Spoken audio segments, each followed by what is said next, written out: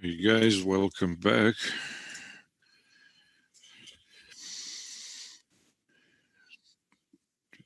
All right, today we are doing 5.1 and 5.2. Other than that, there is really nothing out of the ordinary. Quiz seemed to be okay. Nobody had any major issues or questions about it, so I assume everybody's now on the... I think I just muted myself accidentally, so I think everybody's kind of on the same page with the quizzes and they know what's going on, what to do and how to address them. Can you guys hear me or not? Yeah. Yeah. I hear you. Okay. Yes. Good. So somebody asked me if you only need to take the quiz once. It is.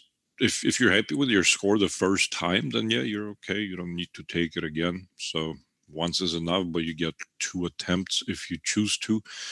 Take it twice, you're allowed to. And again, basically the main reason behind it is if you've input your answer and you feel like you have a correct answer, however, it marks it incorrectly, or, well, you don't really know which one is marked incorrectly, but you would get a score that you weren't expecting, then maybe you'd go back and take it again, and it would give you, and you would still read the directions maybe a little more carefully and maybe get a better score on the second attempt. Yeah, you do get 2 attempts total, but you don't have to use both of them for the quizzes. For the exams, you only get 1 attempt, and that'll continue staying that way. So again, so far, I'm okay. I'm happy with the quizzes, and I'm not planning on changing the quizzes format. The exams format will be slowly changing, but it's still a few weeks away from from our timeline right now. So I'll mention the next exam and how things are going to change later when we get closer to it. Other than that, really no announcements for me. Any questions, any concerns before we start with the lecture?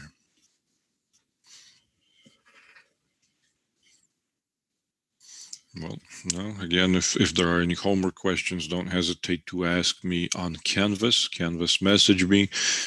If you write out some of the work you did and you attach it, even better. That way I can point out where I might see some mistakes or some issues.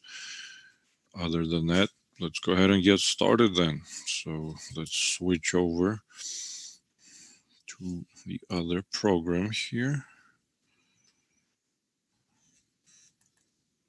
and start with 5.1. A lot of the concepts of 5.1 are something that we already know. Things that come from algebra. Let me just do something here really quick. See if I lift up my tab, if it'll cool down a little faster.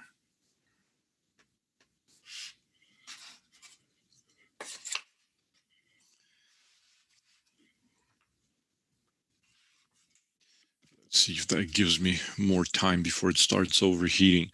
All right, so again, a lot of these concepts, they come from algebra, because in algebra we talk about function composition, we talk about inverses of functions, just not to the full extent that we will in this class. So 5.1 deals with composition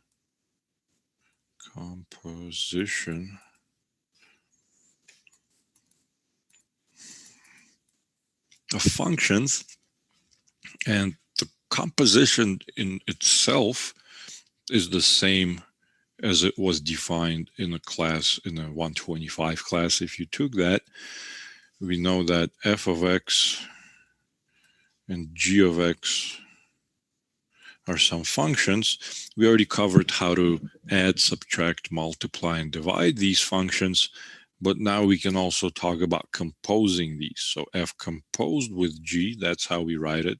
It's not a product, it's a little open circle, stands for O. F of g of x is defined to be f evaluated at function g as its input. And vice versa, g composed with f of x, here g is evaluated at function f as its input. So that's how we define function composition. Composition is unique to functions. It is not applicable to numbers. We know, of course, that adding, subtracting, multiplying, and dividing, we can do it with numbers or functions, but composition, we cannot compose two numbers together. But functions, we can. But again, in this class, we will cover it in a more sort of technical way with more explanations. So I'm going to draw some things and then explain what is it that I'm drawing. Let's say I have my domain for function g over here, and I have my domain, my range for function g over here. So if I have an element, let's call it a, and I have an element, let's call it g of a. That's how we know that functions are mapped, right? They're mappings from the domain to the range. So if my function is by the name of g, then it takes elements from the domain of g to the range of g. Let's then also say I have a function f. So function f is going to map elements from the domain of f, which is out here, to the range of f out here. So then if I have element in the domain of f, let's call it b, then my function f takes this element to the range of f of b. So we know these types of relations, these functions. Again, in order for them to be functions, each element in a domain only has one corresponding output, one element in the range. Now what we see here is that there is this region, the g, range of g, shares with the domain of f. So if there are elements that are in the domain of g to begin with, let's call this element x, that are mapped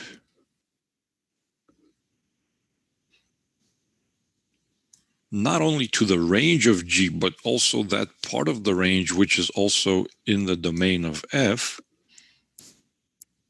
So this is my g of x, but it's a special g of x because it's also in the domain of f. So then to the result of that, right, so what I put into this is x, then it becomes g of x, but then I can put in this g of x as input for function f and send it further out here. And this point is precisely what f of g of x looks like. So from the domain of g, I can send a point all the way to the range of f as long as it satisfies some requirements. For example, if this x goes into the region of g, which is not in the domain of f, then I can't send it any further, right? So there's got to be some requirements that are satisfied. One of those requirements is this point x, it has to be in the domain of g to begin with. And the second requirement is that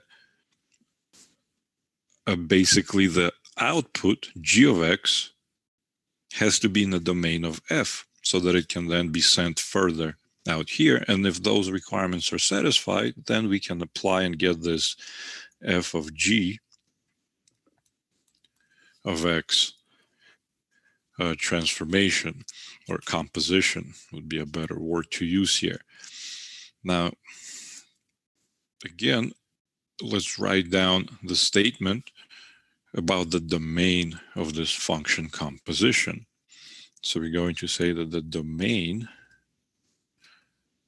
of f composed with g, Again, we're stating the domain just for this composition. So if it's G composed with F, you would have to kind of rephrase certain things, but G is the inside function here. So the domain of F composed with G is the set of all numbers X, the set of all numbers or elements X in the domain of G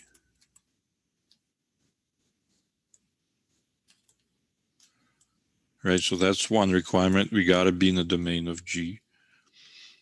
Otherwise, if I'm not in the domain of G, well, how am I going to apply G of X, right? If X is not in the domain of G, I can't apply function G to it in the first place so that later I can do anything else with it. So that's the starting point, basically. But not only that, we also have to say for which G of X is in the domain of F.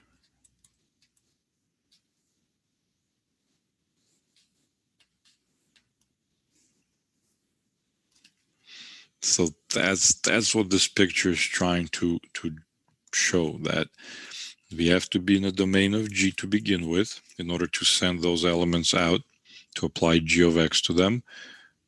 But if I somehow land in the range of G, my G of X is here, which is not in the domain of F, I can't apply F to it. I have to be also in the domain of F. My G of X has to be also in the domain of F, has to be in this region, so that I can send it further and then have a complete definition F of G of X.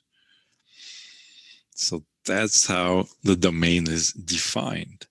Now, finding the domain, there are a couple of approaches, and I prefer one of them, so I'm only going to talk about one. I think if you watch the video, they probably would mention the other one, but I think that the first approach is just kind of better in the long run, because it requires that you actually find the composition function, which is almost always the case anyway. So what we're going to do is the following. We're going to say that to find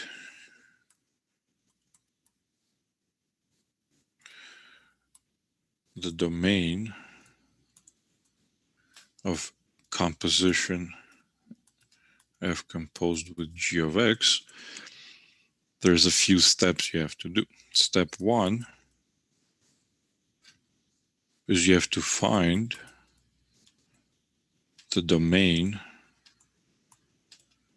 of function G.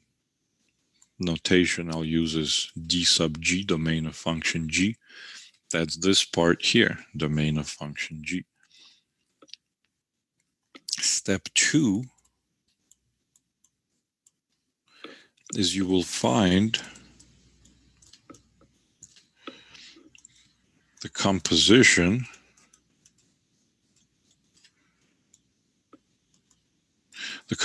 function F of G and simplify.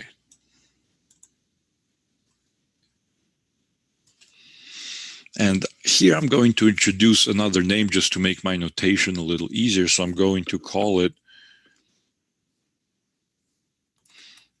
H of X. We haven't had H in there, so call it H of X. The simplified version of this composition function is H of X. So in reality, F composed with G is the same as H of X, right? Because that's just the simplified version of it. However, we have to keep track that H of X is not some independent function, that it actually came from somewhere. It came from composing two functions. So we have to keep track of that. So that's why I gave it a different name. And you'll see on an example what I really mean by that. Then step three is you're going to find the domain of this simplified function, which we're calling H of X. So now we have two domains, right? So notation here, D sub H, domain of this function H, which is again really this composition function that we were looking for. Now step 4, and that's why we have to use this separate notation, separate function name, is so that this notation makes sense. Otherwise, it wouldn't really be good notation. Step 4 says that the domain of the composition, domain of f composed with g, even though f of g is equal to this function h, their domains are not the same. The domain of the composition function is defined to be the intersection of the domain of the inside function g with the domain of the simplified version, which we're calling h. So that would be our steps that we would have to follow. Now, I think a good example to show what we're talking about here, let me quickly find it. 36 is a good example. Directions for 36. On your homework, it'll have multiple parts like A, B, C, D, and so on. We're not going to do all of those parts. We're just going to pick some of them for various questions. So here we're just going to do part A, which says find the f of g composition.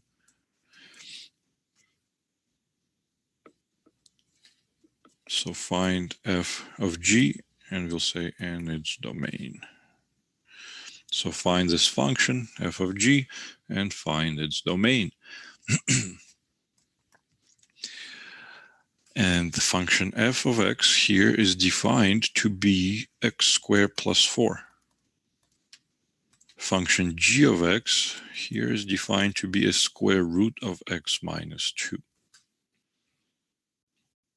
And here is the process. So first we're going to find this composition function. And you see that one of our steps is to find the composition function. So if you're looking for the domain and you're using this method, then you'd have to find the composition function itself.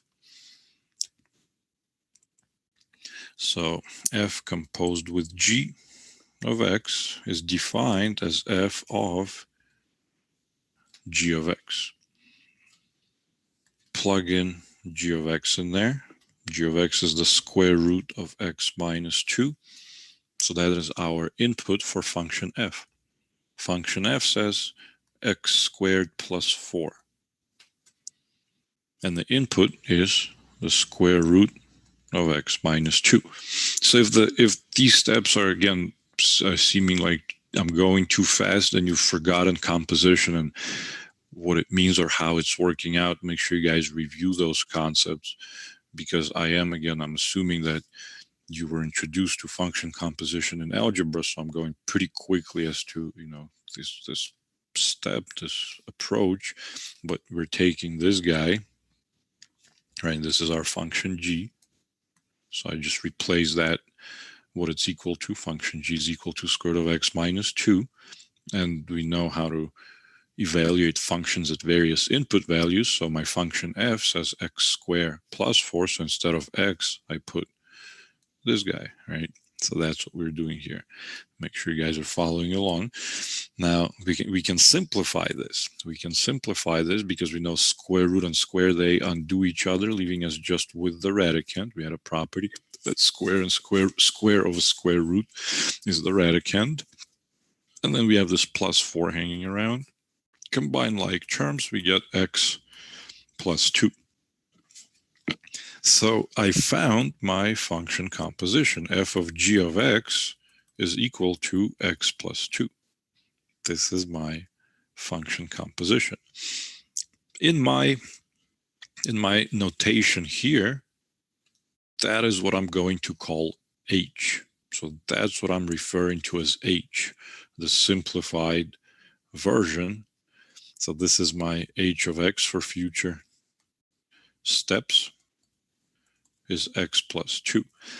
Now you can well, not yet, but you can kind of see that if I ask you, what is the domain of this guy? So if I just gave you this function without telling you that it came from some other functions, and I just gave you x plus 2 and I asked you what is the domain, then everybody should know that the domain would be all real numbers, either because you recognize it as linear or as polynomial function, whichever one. The domain here would be all real numbers if it were a standalone independent function, but it's not. It is a function that came from other functions. So we have to consider its origins before we can conclude what the domain is. And again, one of the ways of doing that is described here. Do these steps. So that's what we're going to do next to find its domain.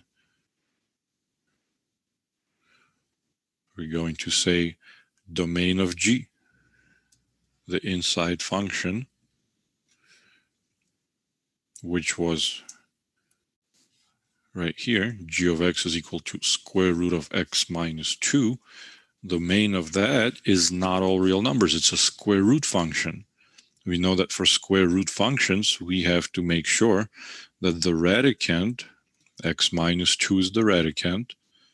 So again, g of x is the square root of x minus 2. So the radicand has to be greater than or equal to 0. Add 2 on both sides.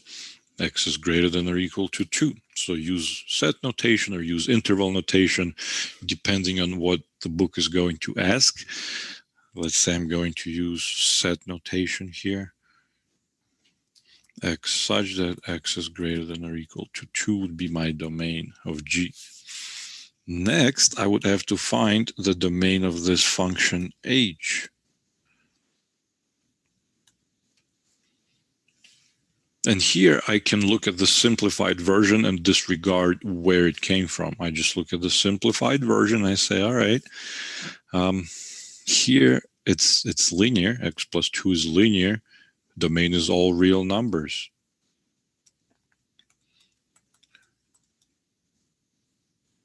Right? X such that x is a real number. All real numbers. There are no exceptions. There are no exclusions. Everything goes. So if I have these two domains, and sometimes it's helpful to think about a number line graph, one of them covers everything, right? The green domain, all real numbers, versus the blue domain, which says, let's say 2 is out here. It says greater than or equal to 2. I need the intersection of these two sets. So I only need those points that are common to both sets. If I'm out here, well, I'm not in the blue set. So I have to be in the blue set because the green set covers everything, but the blue set does not. Then it's just as blue set. So my domain of F composed with G is X is such that X is greater than or equal to 2. So in this case, only function G played a role in the domain.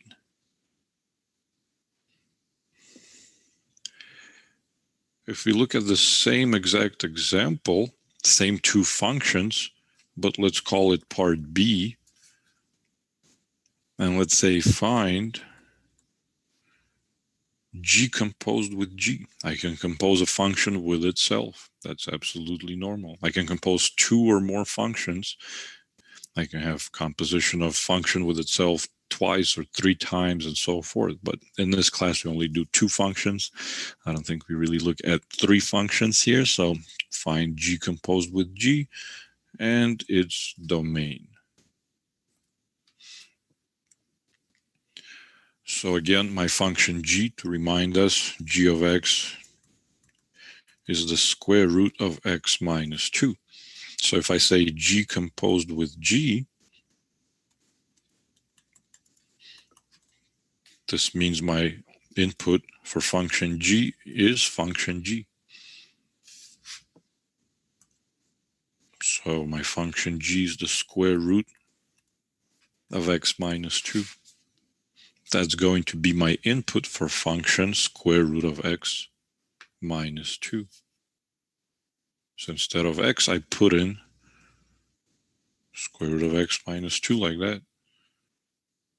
And that's exactly my function. So my function here, the composition, g composed with g of x, is a square root of a square root of x minus 2 minus 2. So this square root ends over here, this square root ends over here.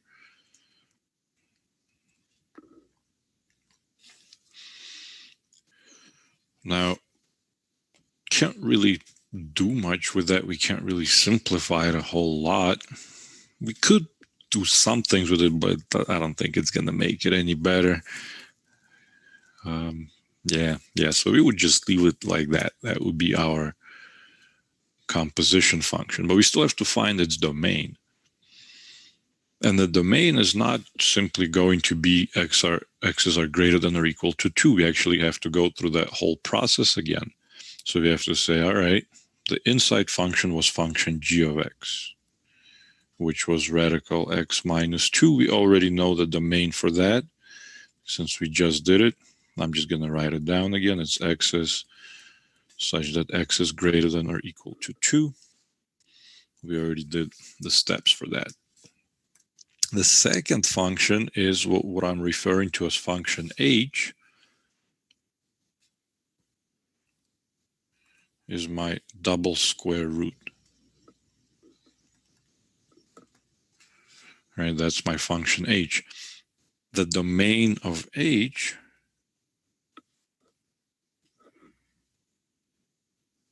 because again it's a square root function, I have to let the radicand, whatever is inside my square root, I have to let that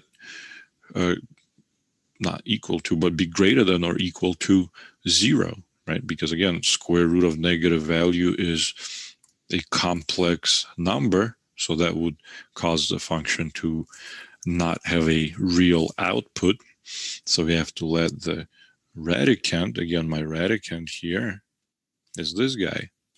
The radicand is square root of x minus 2 minus 2. We want it to be greater than or equal to 0.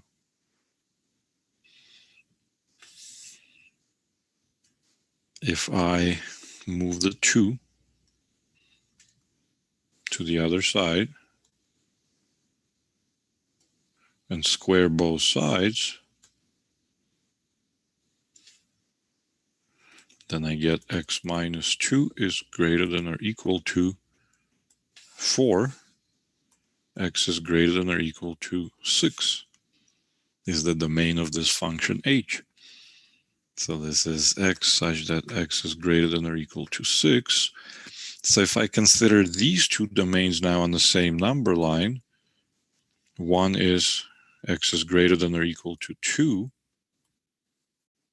The other is x is greater than or equal to 6. The intersection of the two, again, is what's common in both of them. Well, it's going to be this set, right? Everything from 6 and on to the right. And that is exactly my domain of, this was domain of g composed with g. That's what we were looking for. So my domain here would be x's such that x is greater than or equal to 6. And that's how we would get that. If both f and g have a domain of all real numbers, then domain of their compositions is going to be all real numbers. So we're just going to put that as a note. Note, if domain of f is all real numbers and domain of g is also all real numbers, then the domain of any composition, regardless whether you do f composed with g or g composed with f, so or f composed with f or g composed with g, the domain of any composition is still going to be all real numbers. So if both of your functions are polynomials, or both of your functions are linear functions, or something that we know has a domain of all real numbers, then the composition domain is also all real numbers. So you might see those examples. But if your functions are rational or radical, then you have to be more careful. So let's do an example of a rational function. Something like 32. And I'll give you a little bit of time to work it out. So we have f of x is equal to x over x plus 3. G of x is defined as 2 over x. And we'll do two parts to it. So for part A, find f composed with g and its domain. For part B, let's do g composed with f and also its domain. And I don't know, I'll give you like 5 minutes, try to get at least one of them done, following similar steps that we were doing. So go ahead and take 5 minutes.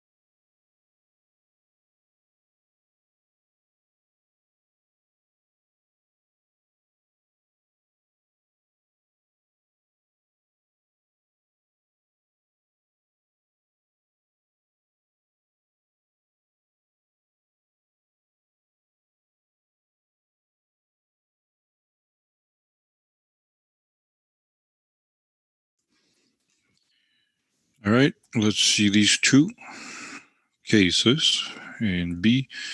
So for part A, we are looking at f composed with g. So let's first find the function f of g of x. Definition is this is f evaluated at g of x. G of x is 2 over x. That's my input. Function f is x over x plus 3, and my input is 2 over x. So now we have to remember a little bit of algebra here. This is referred to as a complex fraction because you have fractions on top in the numerator, fractions in the denominator. And one way we can simplify these types of complex fractions is to multiply the top and the bottom by the overall LCD of this entire expression, which is x.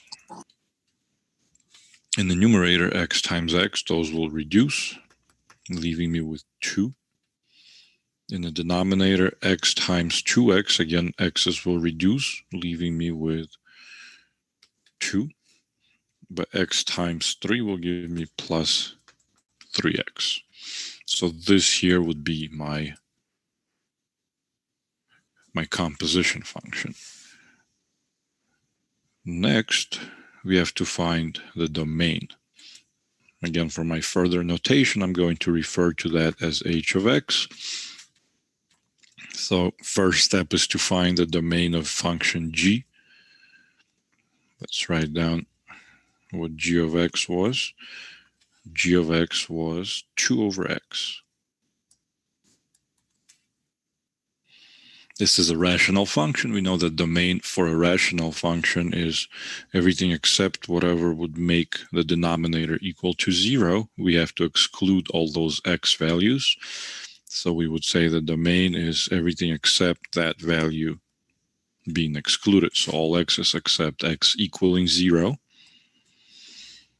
My domain for the simplified version of the composed function, again, it's a rational function. So again, we would say everything except whatever makes the denominator equal to 0. So 3x equals negative 2 or x equals negative 2/3 is what has to be excluded. So the domain here is all x's such that x does not equal to negative 2/3. And now my composition, the domain for f composed with g, domain of f of g, is the intersection of these two. So if this guy has everything except 0 and this guy has everything except negative 2/3, then both of those values have to be excluded from the intersection. So my domain, my answer here would be all x's such that x does not equal to 0 and x does not equal to negative 2/3.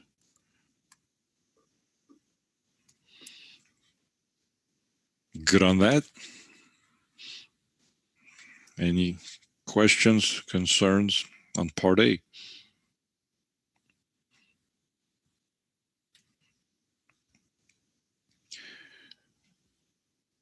Part B is g composed with f. So same two functions, but now we are changing the order of my composition.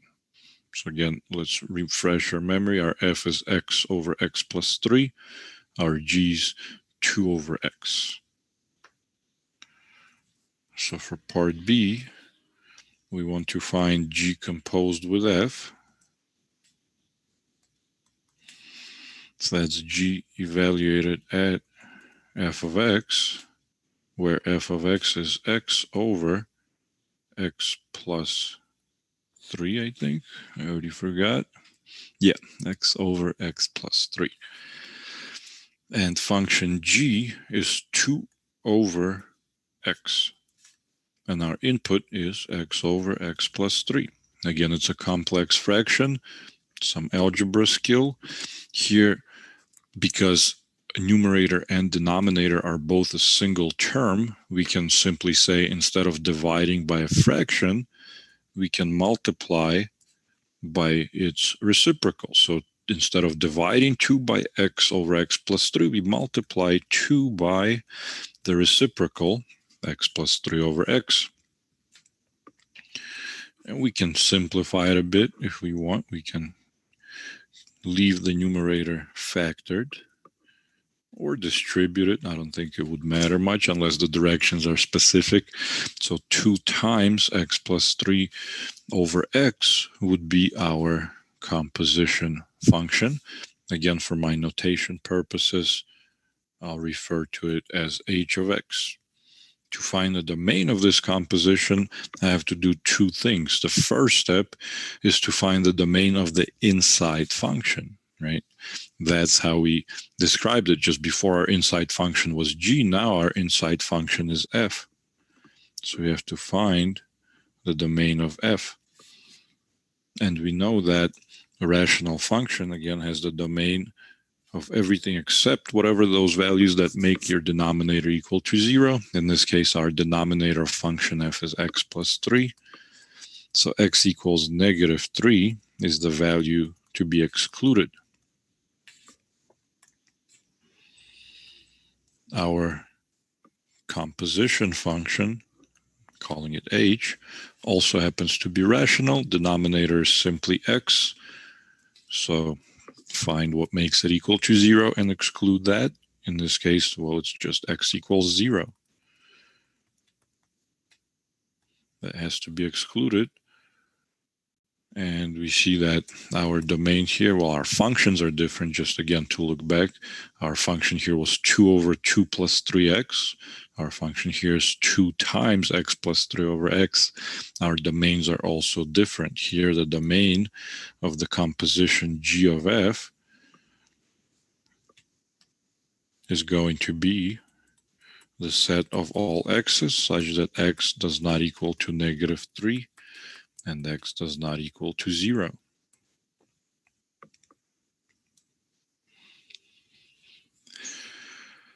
So that's really it. I didn't really see any examples where they mix and match rational and radical, but those would be more difficult. But since they're not here, we're not gonna worry about them too much. So that's basically it for 5.1. 5.2 will be a lengthier lesson, so we're gonna take a break and then come back to 5.2. It's 7:40. So we'll do 15 minutes. We'll do until 7:55.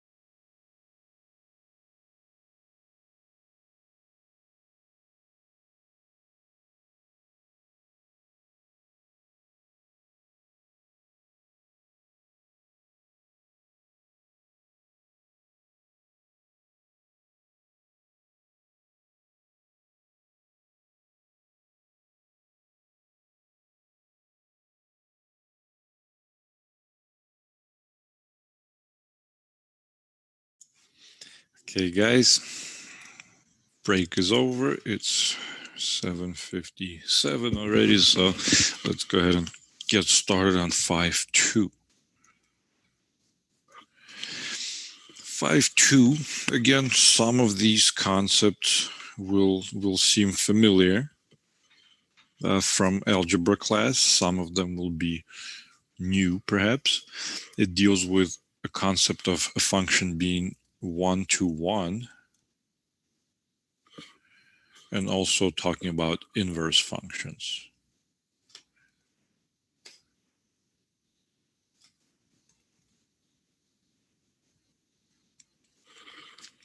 In algebra class, we do talk about inverse functions. We simply say if function has an inverse, that's how you find it. Talk a little bit about what it means, the inverse properties, considering composition of function with its inverse. Here we will do basically the same things, but also mention domain here and there, and also talk about when is it that a function can have an inverse. So first, let's just recall the definition of function. Recall function is a relation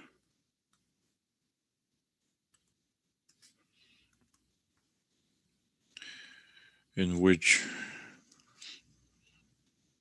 each element of the domain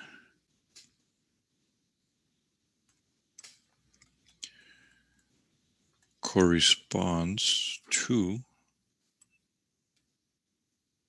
exactly one element in the range. And so that's how we defined functions. We did a few different representations of functions, ordered pairs, mappings, graphs, but specifically with ordered pairs, what this definition translates to is that if we have an x value, let's call it x sub 1 out here, and this x sub 1 corresponds to two different y values, f of x sub 1 here and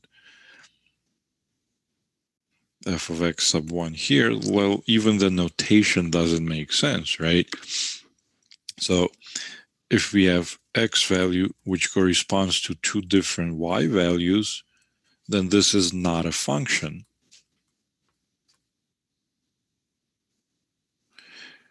So this notation is even bad notation. I shouldn't even be using it. But what I was trying to remind you is the vertical line test. So for checking if something is a function, we use a vertical line test. So let me just do a slightly better notation here. Instead of f of x, because it's not a function, I'll call this y1 and y sub 2. So if a given x value, domain, corresponds to more than one range value, y, then we don't have a function. And that's what vertical line test does. Checks if we have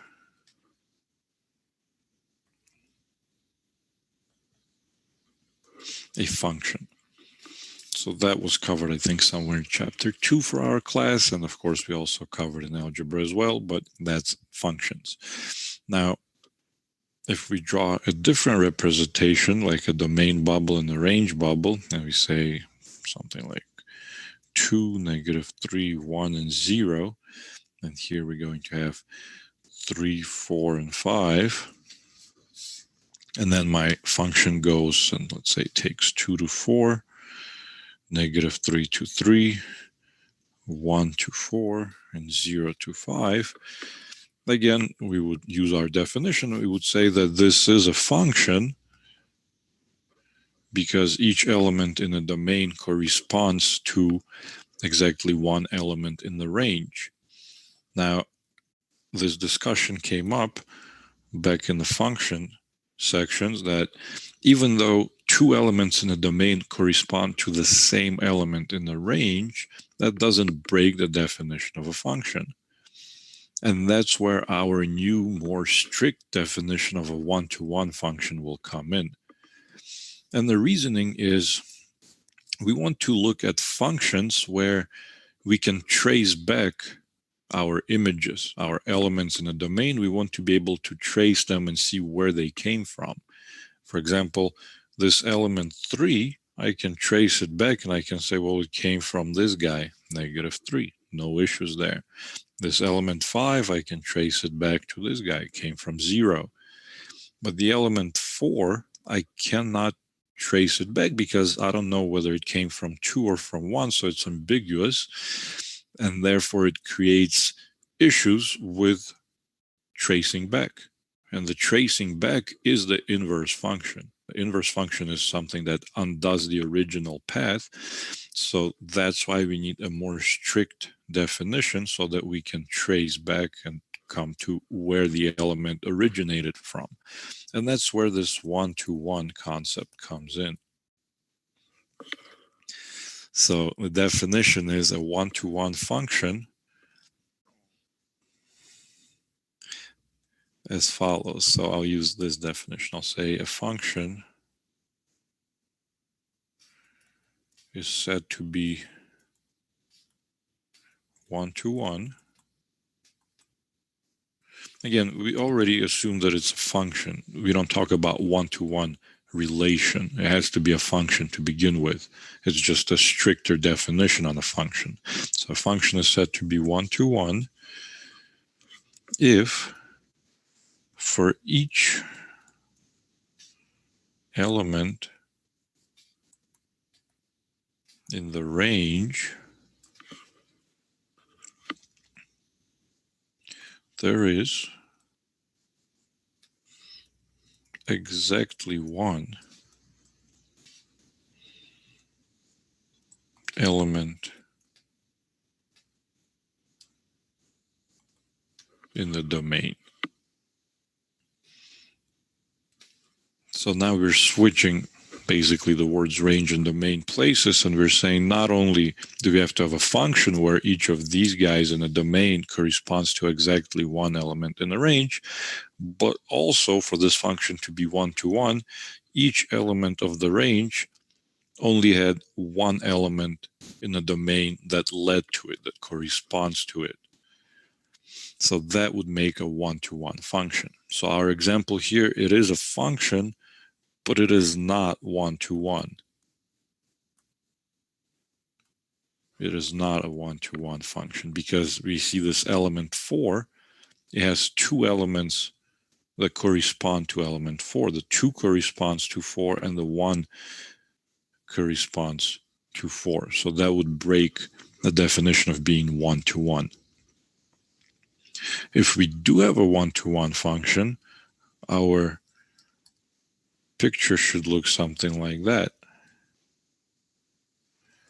Let's say I have A, B, C, and let's say I have 1, 2, 3. And let's say I go A's to 2, B's to 1, and C's to 3. So this way I have a function and I have a one-to-one function because each of my elements can be traced back to exactly one element in the domain. So each of my elements in the range can be traced back to exactly one element in the domain. And that's exactly what we're going to consider. So if the function takes my elements from the domain of this function to the range of this function, then we're going to show that there exists another function which sort of does it backwards, and it takes these guys back to where they came from. And that will also be a function. That relation will also be a function because we had a one-to-one function f. This function g takes the elements back. So we still have two sets. We still have a function. But function g, the starting points are in this bubble here. So this will be the domain of function g. whatever used to be the range of function f is now the domain of function g that takes them back. And this will be the range of this function g. And that function g is exactly what we're going to define as the inverse of function f. But not right away, we'll do it soon. We want to also consider the graphing approach. If I have a function,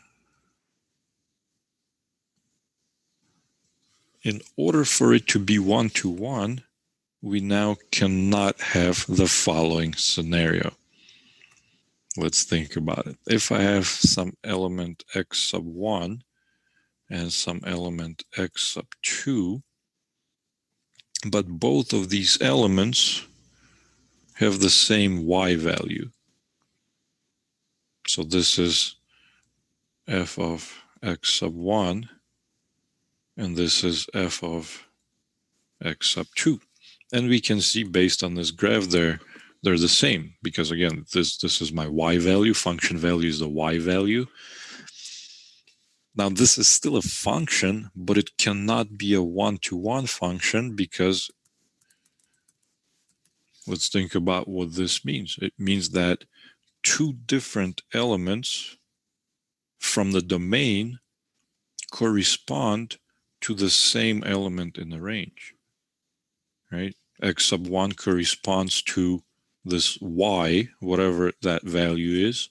X sub 2 corresponds to the same y, because these two y values are equal. We're breaking the definition of being a one-to-one function. So to check if a function is one-to-one, we can use the horizontal line test.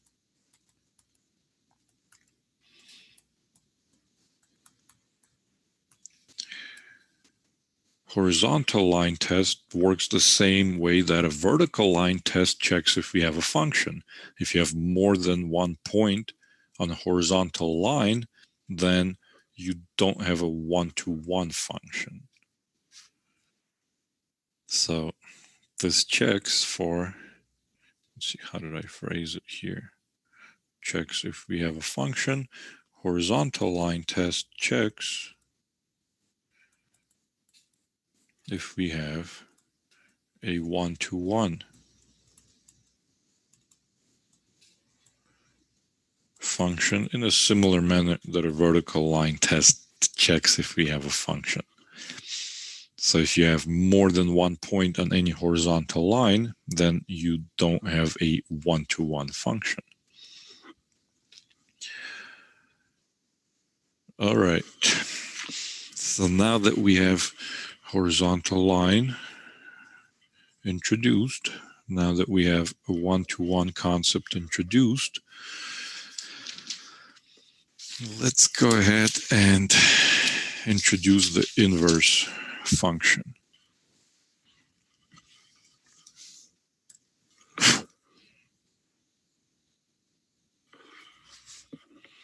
So suppose f of x is a one-to-one function. We need to have this requirement in place. One-to-one functions don't have to be linear. They could be many things.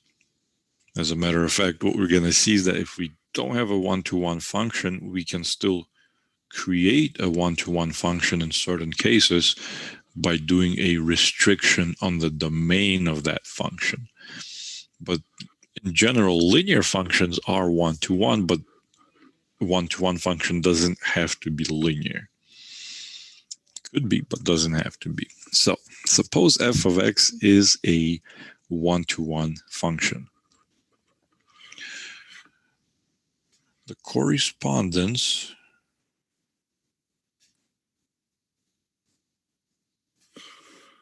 from the range of f of x to the domain of f of x is called the inverse of f, the inverse function of f.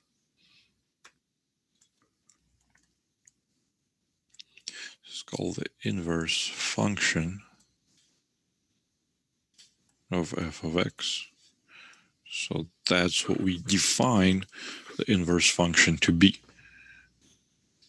And the notation that we use, denoted by f inverse of x. So that's a notation we introduce in an algebra class. It's the same notation we use here.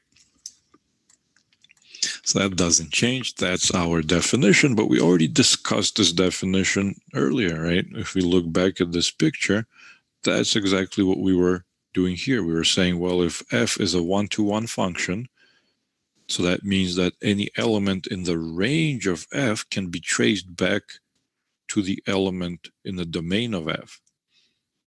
And that relation from the range of f of x to the domain of f of x is exactly the inverse of f of x. That's exactly what we wrote here. F of x must be one-to-one for that trace to be able to take place, so that there's no ambiguity. Then this correspondence, this relation, now from the range of f of x to the domain of f of x, so it's backwards, is called the inverse function f of x. So that's exactly what we discussed here. Just now we gave it a name. Instead of saying g of x,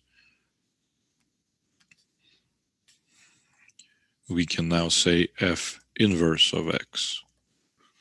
So in this picture, f inverse of x is this function g of x, which goes from the range of f to the domain of f.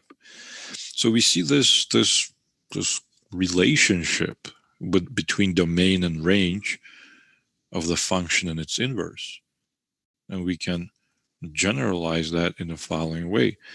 Whatever used to be the domain of f is now the range of f inverse. And vice versa, whatever used to be the range of the original function, that is the new domain of its inverse. So we have this relationship between the domain and the range of the function and its inverse. Again, we can see it on this picture. Whatever used to be the domain of f, it is now the range of the inverse function. Whatever used to be the range of f, that is the new domain of the inverse function.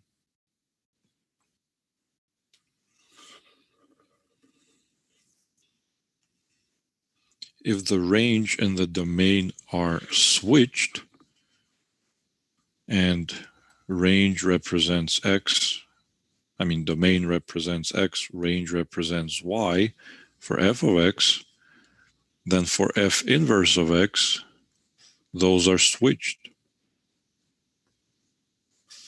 As far as ordered pairs go, now the domain is y and the range is x. They get switched. So when we talk about graph of a function and graph of its inverse, the relationship is as follows. xy becomes yx. And if we were to extend this relationship on a coordinate plane, then we would get a reflection. So the graph of f of x and f inverse of x are symmetric, and the symmetry that this describes, it's the symmetry about the line y equals x. So they're symmetric with respect to the line y equals x.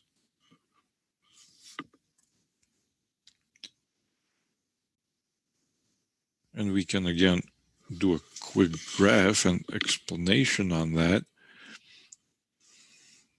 by drawing some bubbles of domain and range and then showing how it translates over to this xy plane.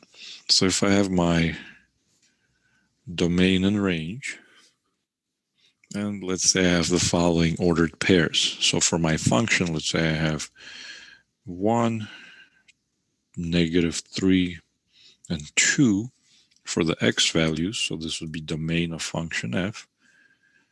And let's say I have 0, 1, and -2. And let's say -1 goes to 1, -3 goes to 0, 2 goes to -2. So this is the range of function f. So if I were to plot these ordered pairs, I would get the following: 1, 1, -3, 0, and 2, -2. Now so again, let's list this function as ordered pairs.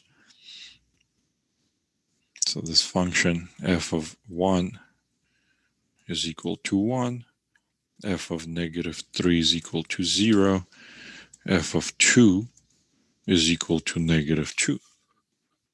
But these are just ordered pairs: 1, 1, -3, 0, 2, -2. Now if I want to introduce the inverse, well, the inverse will take 0 to -3. It'll take 1 to 1. It'll take -2 to 2. And because it's one-to-one function, the inverse exists. And it's also a function. So what we see now is that this ordered pair, well, this doesn't do much because it was 1, 1. If I switch them, it still is 1, 1. Because now for my inverse function, so my function f is taking me this way, my function g is taking me that way. So this is the domain of g. This is the range of g now. So the point goes to 1, 1. This point is now 0, -3. This point would be -2, 2. So if I plot these points, well, 1, 1 doesn't go anywhere. 0, -3, that's over here. -2, 2, that's over here. If I graph the line y equals x, we see that these are reflections of each other. These are symmetric about this line y equals x. So that's what we discussed here, that because the range and the domain get switched, this creates a symmetry about the line y equals x. So for some of your homework questions, you guys will have to graph, or maybe it might be multiple choice. You will have to pick which is the correct graph based on a graph of f. So let's just do one example of that.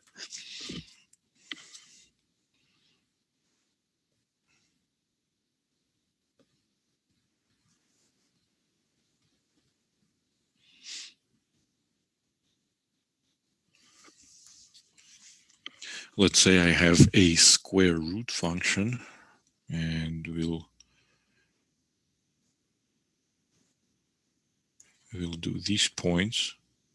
So without even giving you an equation, let's say this is my f of x.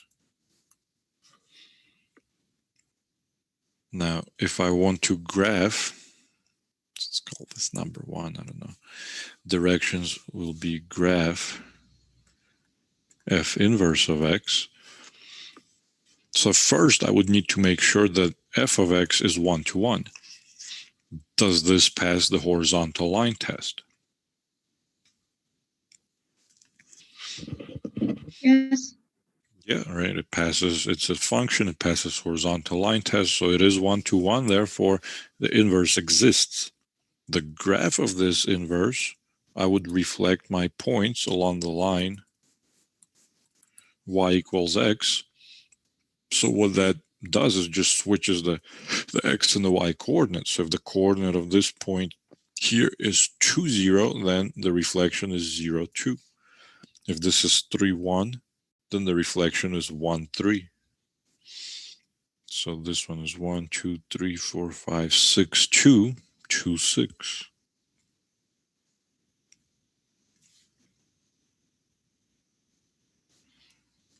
And we would have this graph, which is the reflection of f of x. This is f inverse of x. That's what the graph would be.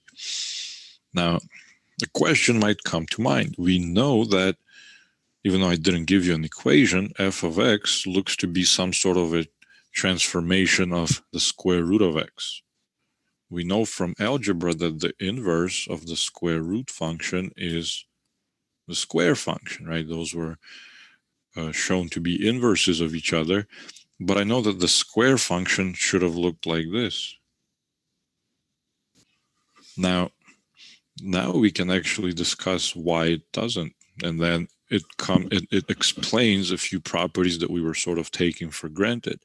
We know that if a function has an inverse, then the inverse is the function and vice versa, right? So if f inverse is the inverse of f, then f is the inverse of f inverse, if that made sense.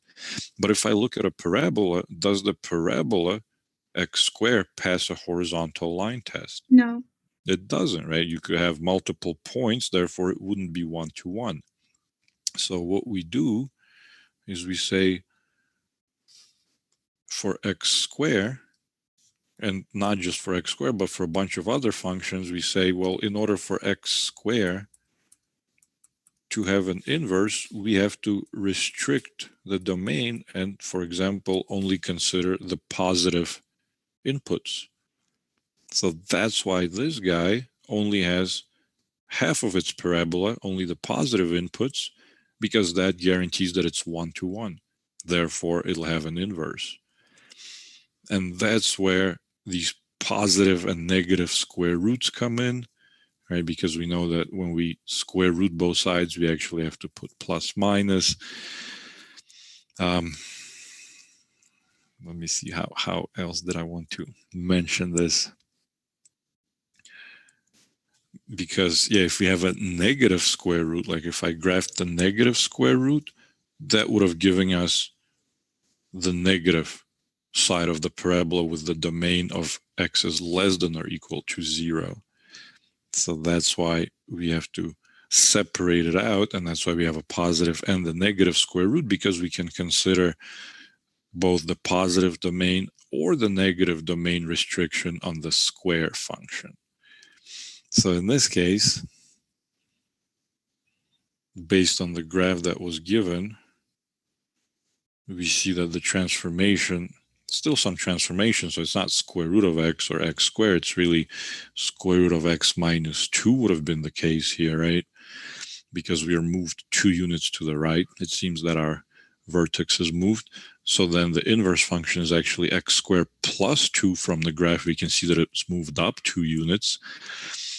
But also we see that there's only half of it present. So there would be this restriction on the domain. Now, what we want to do is we want to be able to algebraically go back and forth between a function and its inverse. We want to be able to find an inverse if need be. So that's going to be our step coming up shortly. But before that, let's remind us about, so it's a recall, because again, it is covered in algebra, about composition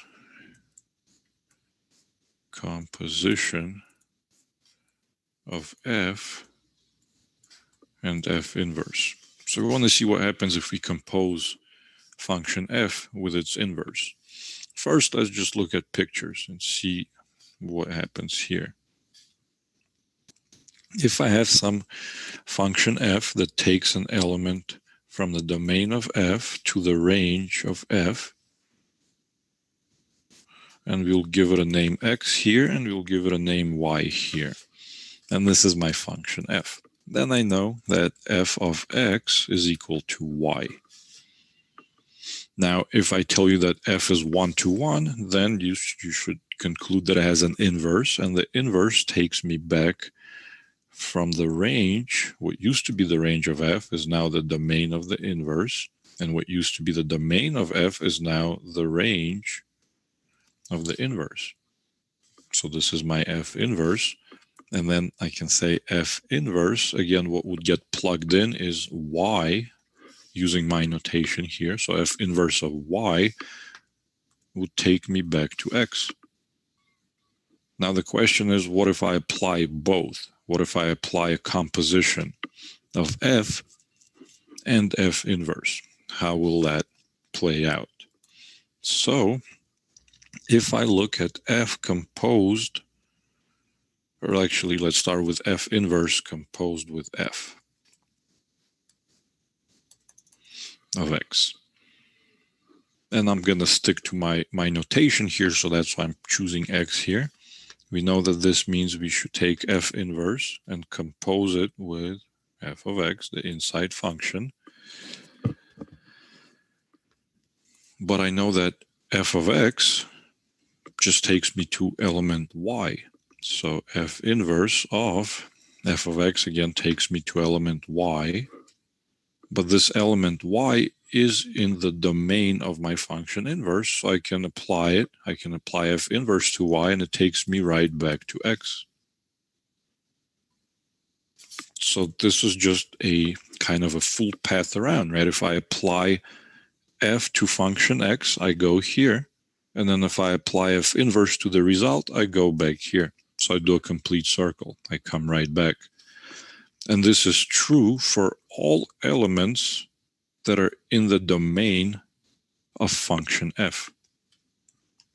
So this property, f inverse composed with f of x, is always going to equal to x for all x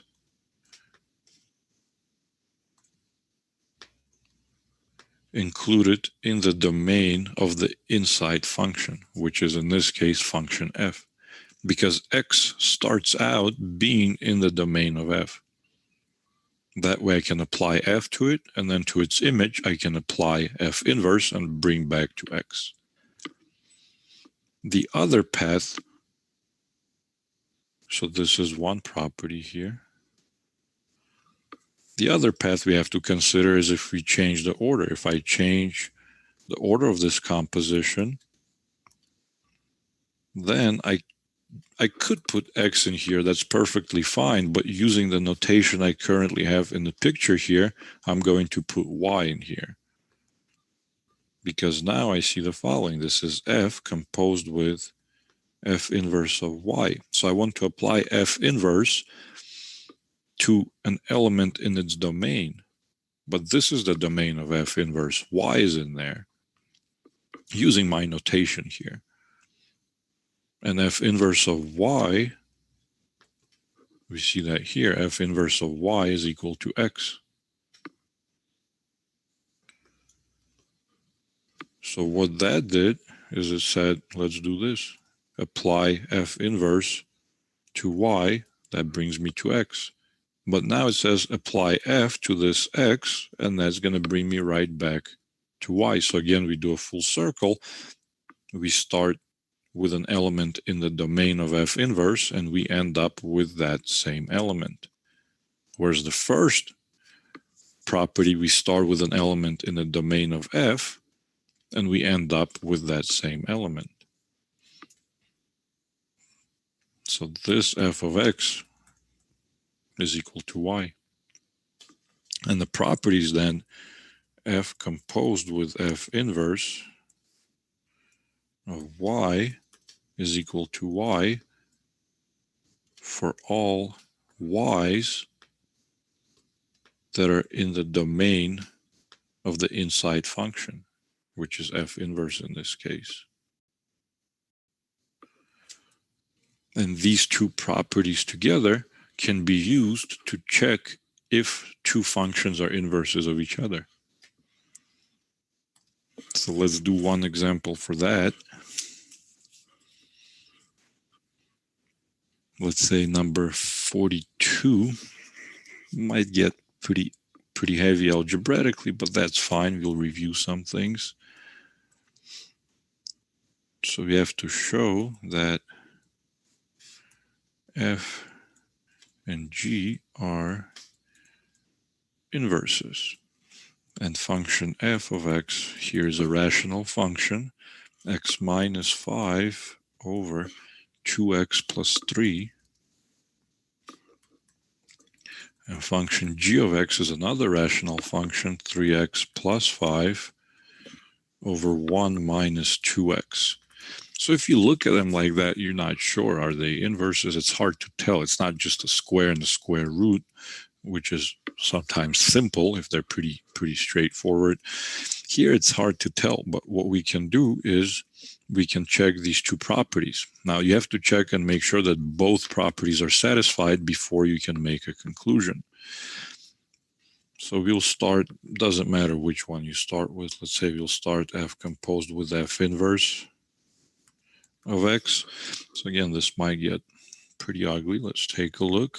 F composed with, wait, there is no f inverse here. I haven't introduced that notation in this question. So f composed with g. So f composed with function g, which is 3x plus 5 over 1 minus 2x. Function f looks like this. X minus 5, 2x plus 3. And I'm plugging in 3x plus 5 over 1 minus 2x as my input, 3x plus 5 over 1 minus 2x. Now, again, we have a complex fraction, and one of the strategies, there's a couple of approaches. We can either combine the numerator and the denominator, or we can multiply numerator and denominator by LCD, which is usually the quicker approach. The LCD here is 1 minus 2x. Making sure that we distribute, because there's two terms, numerator and denominator. So when we distribute, the first term, we will cancel the denominator, leaving us with 3x plus 5. And the second term, we get 5 times 1 minus 2x. That's my numerator. In the denominator, similarly, when I distribute for the first term, the denominator will cancel the LCD, leaving me with 2 times the numerator plus 3 times the LCD. Then we start combining, distributing and combining. Numerator 3x plus 5 minus, distribute this guy, 5 plus 10x. Denominator 6x plus 10 plus 3 minus 6x. Then we start combining like terms. Positive 5, negative 5, those are gone. I'm left with 13x in the numerator. 6x minus 6x, those are gone. 10 plus 3, 13. 13 and 13 reduce. I'm left with x. So that's the first composition, f composed with g. Remember, we have to check both of these in order to guarantee that they are inverses. So we got f composed with g, it's equal to x. Now we have to check g composed with f, and if that's also equal to x, then we can conclude that f and g are inverses. So that's the second part here. Again, this is a more algebra heavy example, but that's fine. So g composed with x is now g evaluated at function f, which is x minus 5 over 2x plus 3. And function g is defined as 3x plus 5 over 1 minus 2x.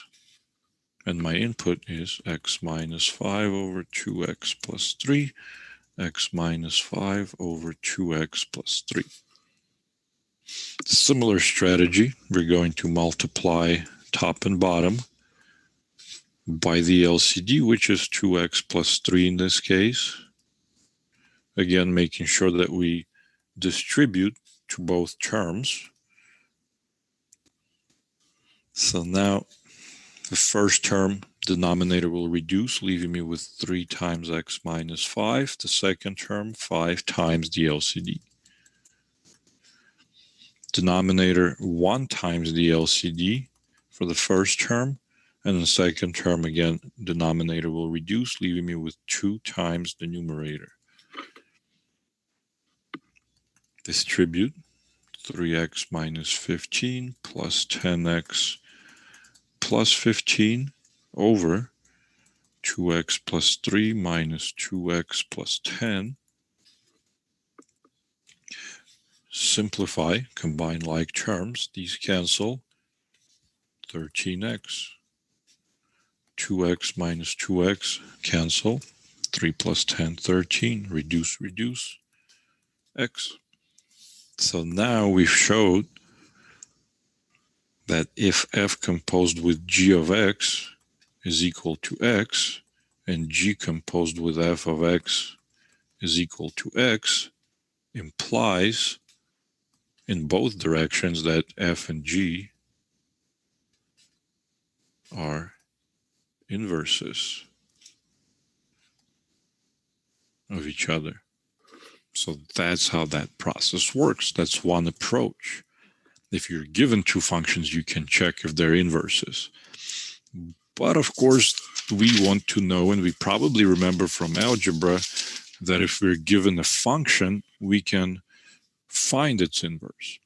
So that's going to be our last, I guess, last part of the lesson here. Finding f inverse of x given f of x. So because this is, of course, a math book and the examples in your homework are picked specifically, you don't really have to check if f of x is 1-to-1, at least not yet. You will be able to assume that f is 1-to-1.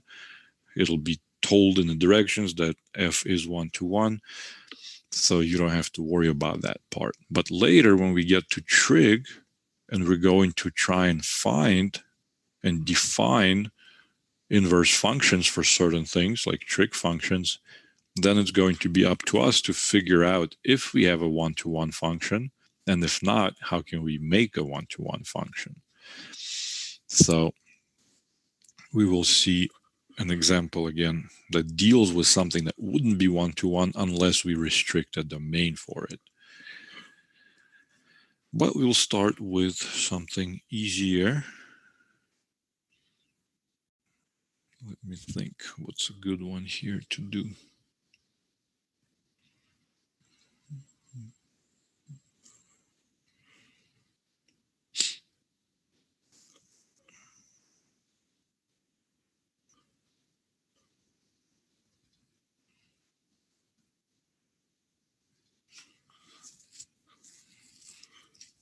Well, this one will be a while, but that's fine. It's a good review. 54 is a nice one.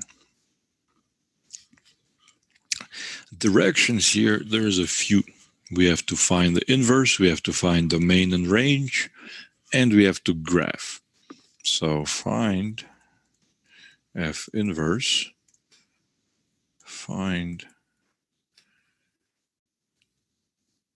domain and range of both of them. This is part A, part B, and part C, graph. And for 54, we get a rational function. So here we get an example of a 1-to-1 function that's not linear, and it does not have a domain restriction. And when we graph it, we're going to see that is definitely possible. So we have 4 over x plus 2. So this is our f of x. First, let's find the inverse. The steps for finding the inverse are the same steps from an algebra class. We start by rewriting f of x and using y instead of it. So we switch f of x with y. Y equals 4 over x plus 2. Then we switch x and y, just like when we were talking about domain and range gets switched, reflection, ordered pair goes from xy to yx, same logic. Instead of y, we put x. Instead of x, we put y. Next, we want to solve for y, because we know that when we have a function notation, we have to have the equation solved for y. So we have to solve this for y. We can do a cross product here. 4 times 1 is 4 equals x times y plus 2. Distribute. 4 equals xy plus 2x. Move the 2x to the other side, so we get xy equals negative 2x plus 4. Divide both sides by x. Reduce, reduce. Y equals negative 2x plus 4 over x. That's one way of writing it, or you can divide each term, so that's really up to you. But I'm just going to leave it in this format. So then switch to function notation. This is f inverse that we just found. So f inverse of x is negative 2x plus 4 over x. That's part A. Part B says find the domain and the range. But we remember something about the relationship of domain and range of function and its inverse. We know that domain of f is the range of the inverse. And also we remember that the domain of f inverse is the range of f. So for me, I don't need to worry about finding the range. I just need to worry about finding the domain of each one, and then the ranges are going to be already found. For example, my function f of x was 4 over x plus 2. Domain of f of x, we have to make sure that x plus 2 does not equal to 0, so we have to exclude negative 2. So domain of f is the set of all x's such that x does not equal to negative 2. But we know that this is not just the domain of f. This is also the range of f inverse, because of how domain and range of function and its inverse are related. Similarly, we can find the domain of the inverse function. So here we found already two things. Domain of f inverse, we see what f inverse is. The denominator is simply x. So the domain of f inverse is all x's such that x does not equal to 0. Right? This guy, denominator shouldn't equal to 0. But we know that the domain of f inverse is the range of function f. So we also found two things here.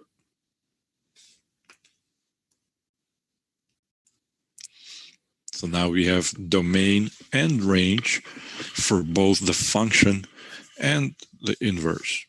But we only had to find two sets because, again, we have this relationship, how they're related to each other. So that's part B. Part C is the graph.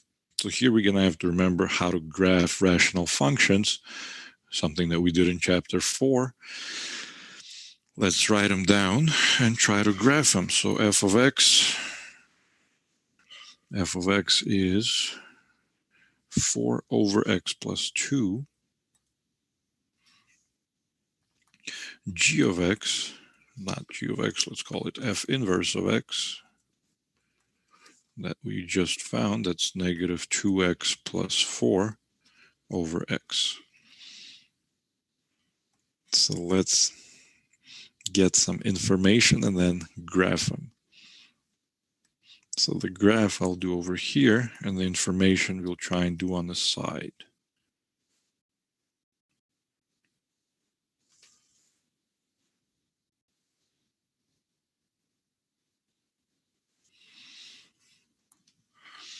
Starting with f of x.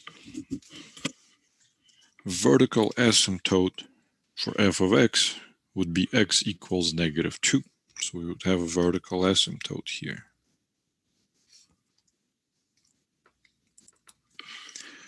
What is the horizontal asymptote of f of x?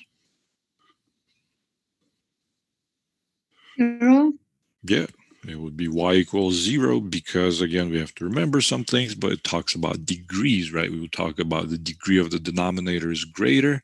Therefore, the horizontal asymptote would be the line y equals 0, which is basically the x-axis, right? That's my line here. So that's the horizontal asymptote. We could plug in some points. For example, f of 0, if I plug in 0, I get, so let's do some scratch work out here. F of 0 would be 4 over 2. That's 2. So 0, 2 is a point on the line, and I know my end behavior. I know that I'll be going towards the asymptote. Let's try and make it a little neater. So towards the vertical asymptote and towards my horizontal asymptote, like that.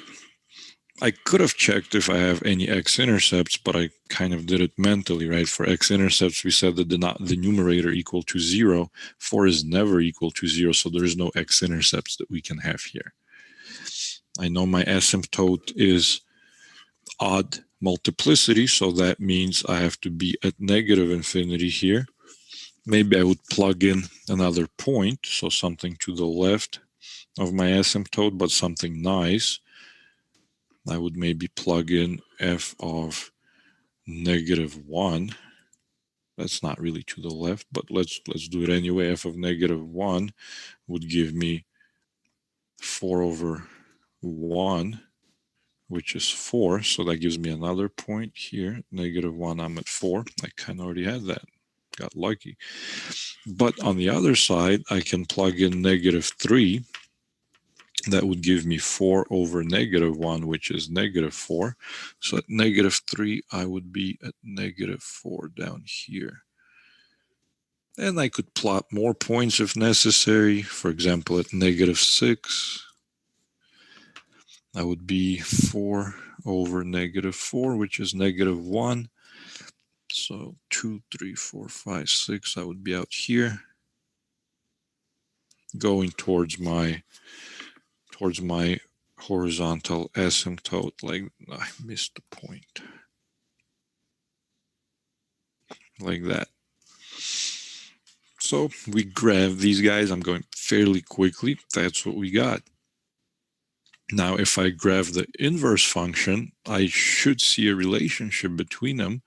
So for the inverse function, I have a vertical asymptote at 0. My horizontal asymptote. What is my horizontal asymptote here? 0. Degrees are equal. So what do you guys 1. remember? If the degrees are equal, then it's the leading coefficients divided by each other. So negative 2. Yeah, negative 2 would be the horizontal asymptote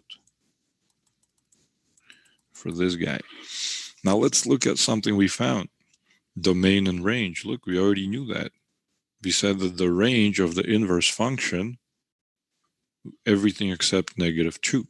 Now, even though we're using x value, that doesn't matter. We could call it z or w. That wouldn't really matter. We're saying all elements except the element negative 2. is in the range of the inverse function. It has a horizontal asymptote at -2. So that works out. We can also see the blue function already. We saw that the range is everything except 0. The blue function has a horizontal asymptote at 0. Domain was everything except -2. We had a vertical asymptote at -2. And then we also see the relationship between vertical and horizontal lines. They get switched. Whatever used to be a vertical asymptote became the horizontal asymptote. Right? We had x equals -2 as a vertical asymptote. For the inverse, y equals -2 is the horizontal. All right, let's keep plotting. So my vertical was 0, my horizontal is -2. Then I would probably want to pick a point. 0 I can't use, right? 0 is not in the domain for the inverse function, so I can't plug in 0 in there, but I can plug in 1. So let's find f of 1, f inverse of 1. That will give me -2 times 1 plus 4 over 1, so that's 2. F of 1 is 2. Is that right? F of 1 is 2. So 1, 2.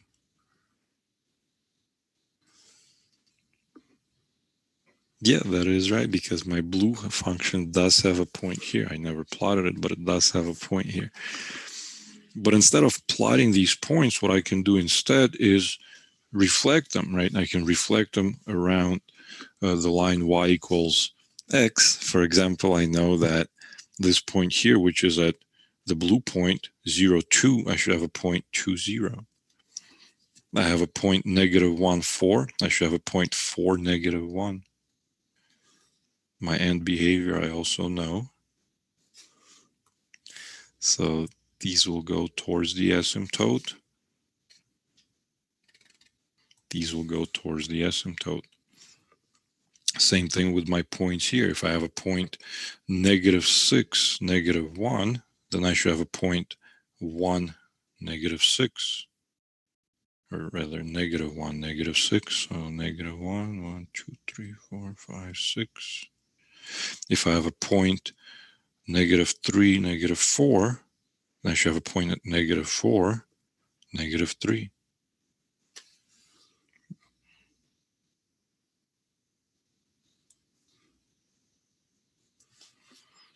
So there's my graph, and it's not easy to see, but it is symmetric. If I did it correctly, it is symmetric about this line. Yeah, it does look pretty symmetric. Right, all these points are reflections around the line y equals x, so this worked out okay. So that would be the graph, and everything checks out. Everything's good.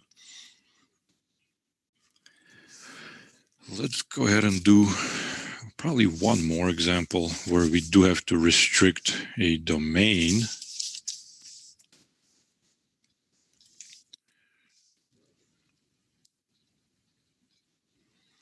I don't know if I'm going to graph it.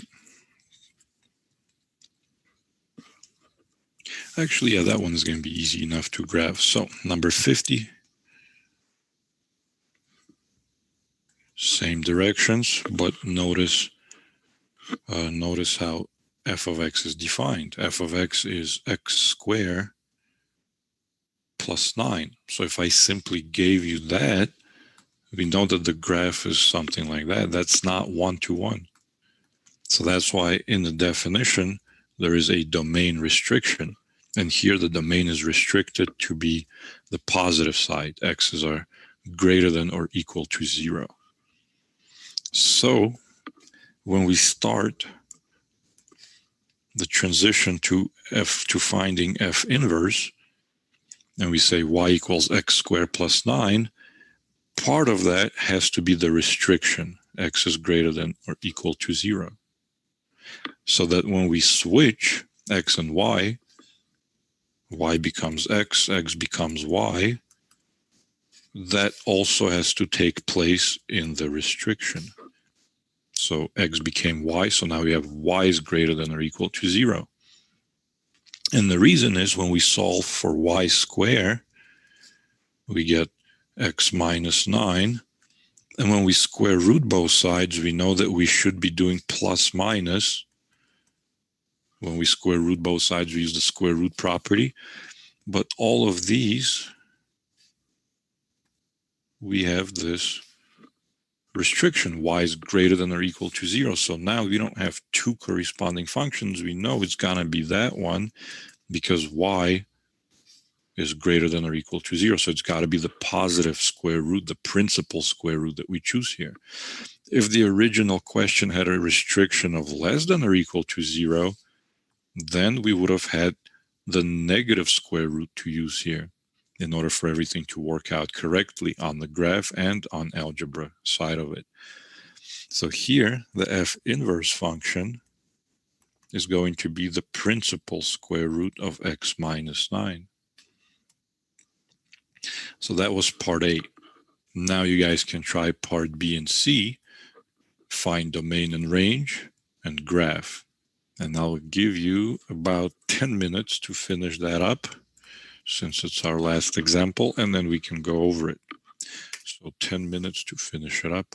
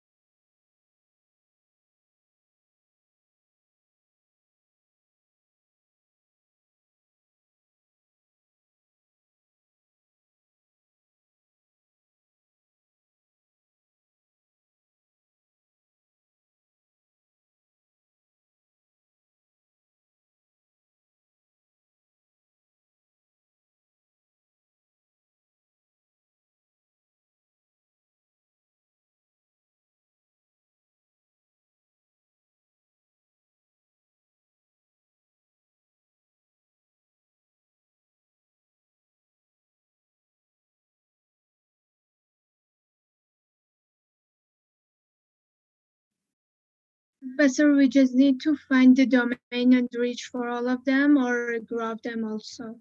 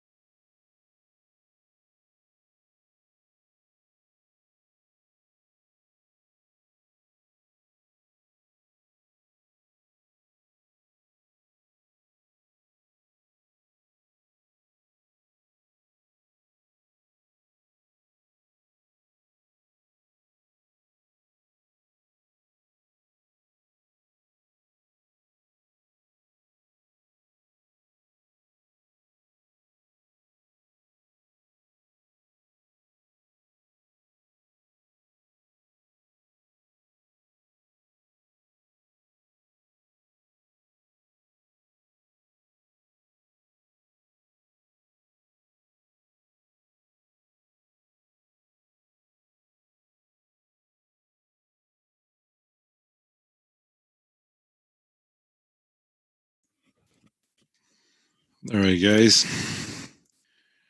Let's finish up this example and then let you go. So part B is to find the domain and the range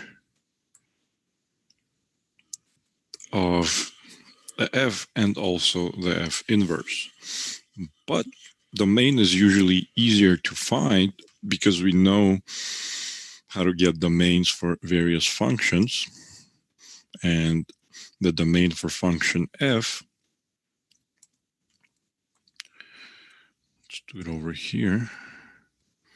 Domain for function f, since it's a quadratic, f of x is x squared plus 9, would have been all real numbers. However, there is a restriction on the domain imposed. So it's exactly that. All x's such that x is greater than or equal to 0. But not only is this the domain of f, it is also the range of f inverse. Similarly, the domain of f inverse,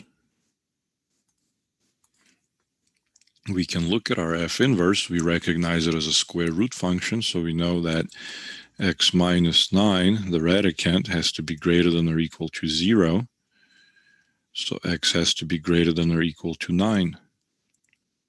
So the domain of function f inverse is all x's such that x is greater than or equal to 9. But at the same time, that is also the range of function f. So here are our domains and ranges of f and f inverse. The last step is to graph. F of x is the quadratic. So f of x is x squared plus 9, but again, there is a domain restriction. G of x, not g of x, f inverse of x, let's use proper notation. Yeah, here I did use proper notation. So f inverse of x is the square root of x minus 9. So when we graph these, we know how to graph each one. We'll just do a few points.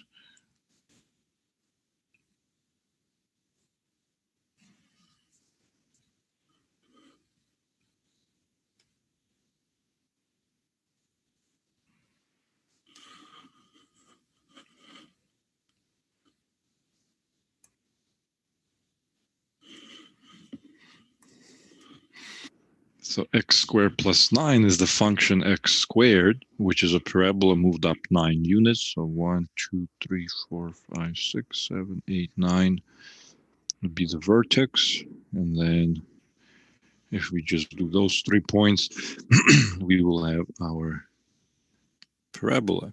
Now again, because it's a restricted domain of x greater than or equal to 0, there is no negative part to that, right? Those are the x's less than 0, so those are not included in our graph because of the domain restriction which was provided for us.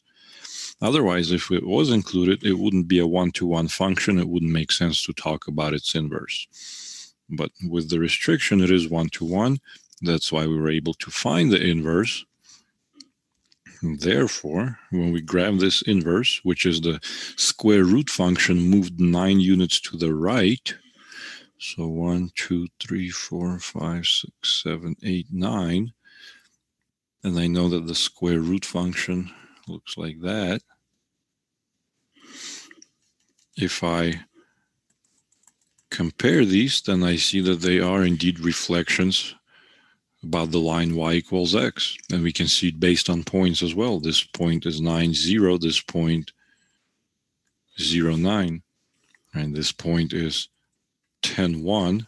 This point is 1, 10. This point is so 9, 10, 11, 12, 13, 2. This point